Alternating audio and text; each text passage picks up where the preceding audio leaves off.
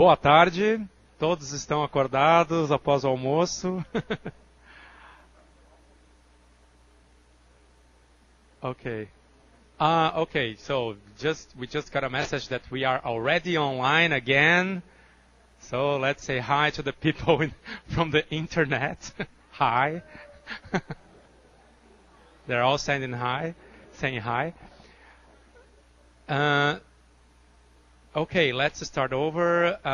We have 4 more lectures, so we will have 2 speakers, then a break, and then the last 2 speakers.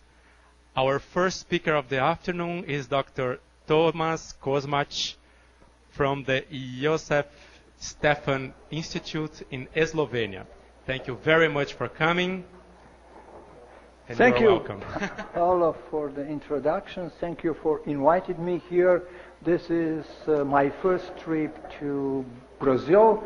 I'm enjoying it very much, and I'll try to do my best to keep you awake in the next hour. And I know it's difficult while you're all digesting, you know, so the problem is I'll give you quite a lot of information that will have to be digested too. So let's try to do it in common. That will work. Can I have the this one? Okay. I have not brought with me the geographic details. The excuse I have for that is Ljubljana is a very small city. It has about 300,000 inhabitants, including the suburbs. And the whole country, which used to be one of the northwestern republics of the former Yugoslavia, is small, and the population is 2 million people. Now you can get. And the country is certainly small and yet very diverse. But the time you need from one part of Sao Paulo to the other, in that time I can cross one of the borders, Italy on west, Austria on the north, Hungary on the northeast, and Croatia southeast. So it takes me not more than 1 hour to cross any of these state borders. Okay, then I'll have this. I have that slide from the lectures on conferences. But the point is, when some 12 years or 15 years, 13 years ago, the dentists have found me as a ceramist. Originally, I'm a metallurgist, but I was working in the field of engineering, structural ceramics, and they came to me with a new material which was very much different from the ceramic. For the dentist at that time, ceramic was a synonym for porcelain, I'd say. And I had quite a big problem to explain them that this zirconia ceramic, what used to be, is not the porcelain they are always thinking of. And first question was why zirconia as a core material. They told me it must be strong, it has a good aesthetic appearance, or at least acceptable aesthetics, and it is chemically stable, bioinert, and so on. Then I said, okay, but this is a ceramic. If you want to replace a metal with a ceramic, you have to be aware that the ceramics are brittle. Oops, excuse me.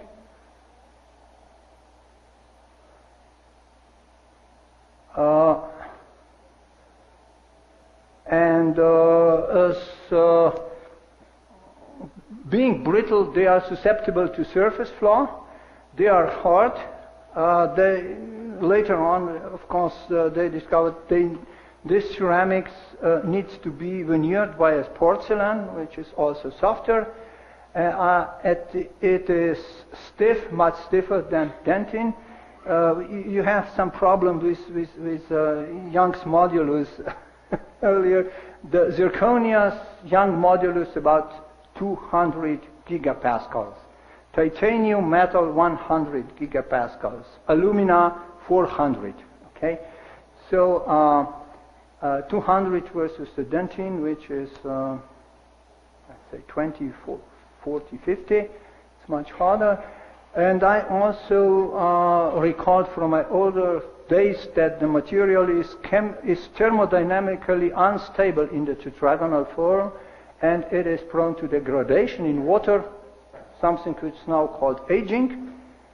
And being chemically stable, it may cause some problems with the adhesion, especially if the surfaces are smooth. But there are things to dispute. Okay, let's go on. The next question was how these restorations are done. This is now not designed to pay this lecture on it chronologically. Okay, nowadays things are done by oversized milling out of pre-sintered ceramic blocks. They are pressed, sintered to a certain temperature, just that the grains will start sintered together. The block will get a substantially higher strength that allows it to be milled in a oversized mill, because afterwards it will be sintered. And after sintering, during sintering, the material will shrink for about 20%, and afterwards most of the prosthetic work will be ground, or as Matthias Kern told me, and also Suzanne, not necessarily if everything is done properly, you don't need to use a burr, but in most cases it is used. And sandblasting is used to roughen the cementitious surface, and afterwards there comes the porcelain. And the conditions in the oral cavity are, we'll say, we have mechanical and thermal cycling in wet and chemically aggressive environment. So keeping that in mind, I have designed what would be interesting to look at. And I'm an engineer. I have never seen a dental clinic except for being a patient, or never saw a dental lab before. Okay, we said let's have a look what the mechanical surface treatment will do to the material. Let's have a look how stable that material will be under the, let's say, simulated clinical conditions in the oral cavity. And of course, let's have a look what the thermal or a mechanical cycling will do. And afterwards, that was the first part we were looking after. And the second, next to that, we were interested to see whether also in vivo clinical conditions can be, let's say, the material can be checked in the in vivo clinical conditions. And last but not last, if I have time, I'll give you some results on a way that allows us to avoid sandblasting and yet to have a good adhesion with the dental cement. Okay, the phase diagram. One has to be aware zirconia is a polymorphic material, has a low temperature monoclinic phase that is stable in room temperature up to about 1170 degrees C if undoped. Here in this diagram we already have symmetria, and then it transforms to tetragonal, and that one then to cubic, and this transformation is a martensitic one.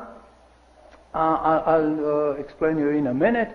And what you can do is the first material with a very high strength was developed by Ron Garvian and co-workers back in the mid-70s in Australia, and it was done sintered in the cubic region, annealed in the two-phase region, such that this tetragonal precipitates were formed and then annealed down, and this material was very strong, much stronger than the cubic one. some 10 years later, this so-called tetragonal polycrystalline material was developed, and this material is now sintered here in this two-phase region. It's a tetragonal, very fine-grained, but as you will see from this, the composition is such that we will always be in the two-phase region. And if you consider the phase rule, after cooling down, we will end up with one part which will be tetragonal, will have lower yttria amount, and the other one will have perhaps cubic structure with a higher yttria amount. And what is the Bob showed the micrograph from the from the Japanese people, and this is sometimes forgotten or ignored when studying the properties and especially the aging behavior. Okay, a few words on the phase transformation. Why is that so important? This the transformation, the tetragonal to monoclinic, the material is sintered in the high temperature region, and then if you cool it down, and if the tetragonal remains in the metastable form, it can be transformed, and the transformation is diffusionless, it's reversible, got a hysteresis, and the volume expansion, the monoclinic lattice is bigger than the tetragonal one. It means it will expand, and doing so it must create some compressive stresses in the surrounding, and that's really happening.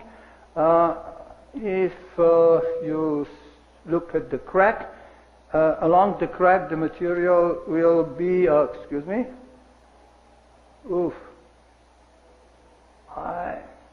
the material will be transformed and there will be a compressive zone along the crack, and the same will happen if you apply some grinding or mechanical stress on the surface. So you can be or must be aware that you'll have some compressive surface stresses on the material.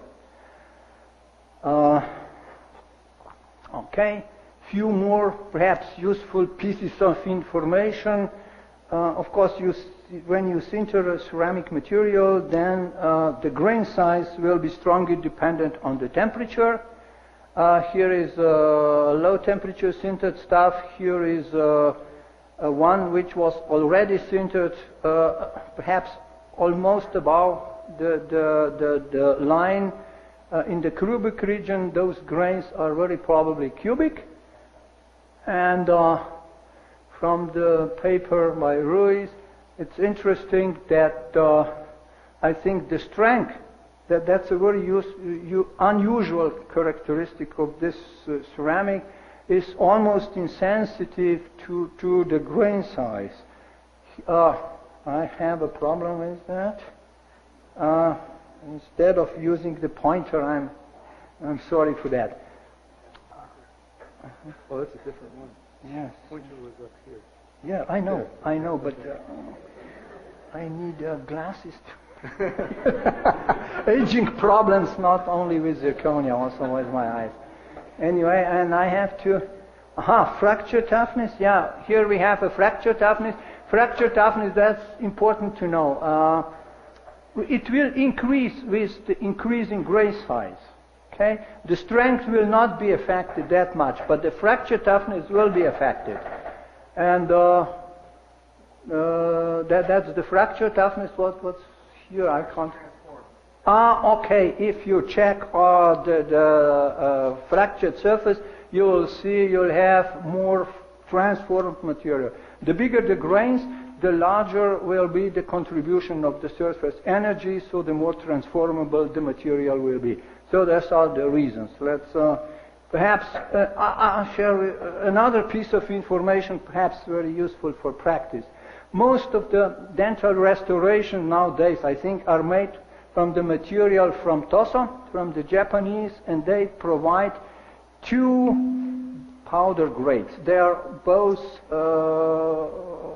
ready to press. They already have some binder, but the material, these two powders differ in the specific surface area.